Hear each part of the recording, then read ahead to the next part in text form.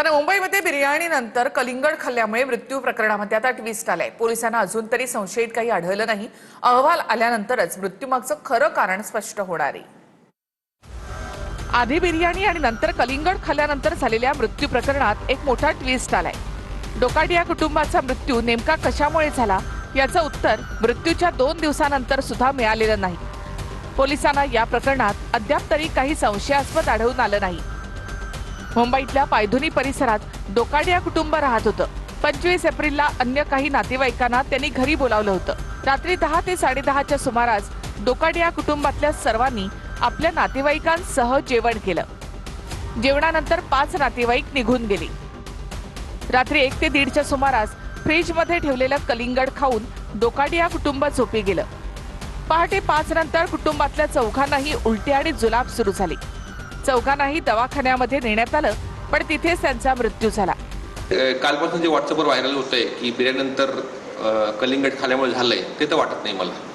फक्त कलिंगड जर कापून खूप वेळ ठेवले तुम्ही, त्याच्यामुळे जर कलिंगड खराब झाला असेल तर त्या गोष्टीमुळे होऊ शकतं। आपण कलिंगड विकत घेताना जर त्याला कुठे होल असेल, सुईच्या आकाराचा होल पडला असेल किंवा कट केलेलं असेल तर घेऊ नये। कलिंगड कट केल्यानंतर जर ते खूप लाल दिसतंय पण त्याची टेस्ट गोड लागत नाहीये, त्याचा अर्थ की तो आर्टिफिशियली केलेला कलर आहे। असे कलिंगड खाऊ नये। नंतर कलिंगड कापल्यानंतर 6 तासामध्ये खावं ते, फ्रीजर करून ठेवू नये आताच्या वेळी। सुबह से 5-6 के करीब उनको वॉमिटिंग और लूज मोशंस की कंप्लेन होने लगी थी। उसके बाद उन्हें नज़दीकी हॉस्पिटल में ले जाया गया था और कल इन चारों की जो है वो मौत हो चुकी है। या प्रकरणामध्ये ट्विस्ट वाढण्यामागे 2 कारणं आहेत। ज्या नातेवाईकांनी डोकाडिया कुटुंबासोबत जेवण केलं होतं त्या नातेवाईकांपैकी कोणालाही बिर्याणीमधून विषबाधा झाल्याची तक्रार नाही। दुसरं म्हणजे डोकाडिया कुटुंबानं ज्या दुकानामधून कलिंगड खरेदी केलं होतं त्या दुकानामधून कलिंगड खरेदी करणाऱ्या इतर कोणाचीही तक्रार आढळून आलेली नाही।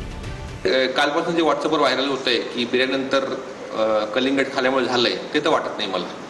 फक्त कलिंगड जर कापून खूप वेळ ठेवले तुम्ही, त्याच्यामुळे जर कलिंगड खराब झाला असेल तर त्या गोष्टीमुळे होऊ शकतं। आपण कलिंगड विकत घेताना जर त्याला कुठे होल असेल, सुईच्या आकाराचा होल पडला असेल किंवा कट केलेलं असेल तर घेऊ नये।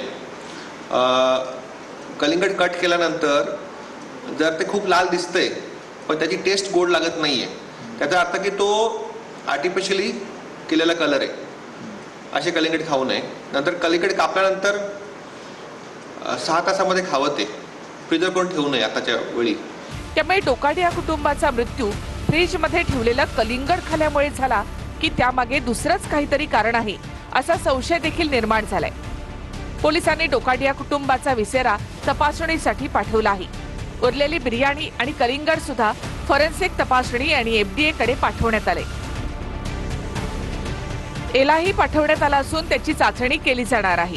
त्याचा अहवाल आल्यानंतरच मृत्यूमागचं खरं कारण स्पष्ट होईल। डोकाडिया कुटुंबानं ज्या स्टॉलवरून कलिंगड खरेदी केलं होतं त्या विक्रेत्याचा जबाब पोलिसांनी नोंदवला आहे। दरम्यान डोकाडिया कुटुंबाच्या मृत्यूनंतर पायधुनीमधल्या मार्केटमधून कलिंगड गायब झाले। अनेक विक्रेत्यांनी कलिंगड विक्रीसाठी ठेवण्यास नकार दिलाय। पोलिसांनी या प्रकरणामधलं सत्य समोर आणावं अशी मागणी कलिंगड विक्रेते करतायत। कलिंगड में ऐसी कोई बात नहीं है, वो तो अल्लाह की मर्जी है। जब मौत लेना उसके हाथ में है। कलिंगड का एक बहाना है, क्या मालूम अल्लाह जाने क्या बात है। लेकिन कल जो हादसा हुआ उसके बाद आज मार्केट में कहीं कौन से भी दुकान पे कलिंगड नहीं दिख रहा है। नहीं, कहाँ से दिखेगा? ये सब मालूम हो कि हम लोगों ने भी सबने बंद कर दिया, पूरे बाजार ने। कहाँ से